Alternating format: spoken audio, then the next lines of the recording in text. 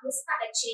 વડોદરા જિલ્લાના સરાદ તાલુકાના ખોડિયાર મંદિર ખાતે ખોડિયાર મંદિરના લાભાર્થી દ્વારા ભવ્ય લોકડાયરાનું આયોજન કરવામાં આવ્યું હતું। વડોદરા જિલ્લાના સરાડ તાલુકાના ખોડિયાર મંદિર ખાતે 22 એપ્રિલ 2024ના રોજ ખોડિયાર મંદિરના લાભાર્થી દ્વારા ભવ્ય લોકડાયરાનું આયોજન કરવામાં આવ્યું હતું।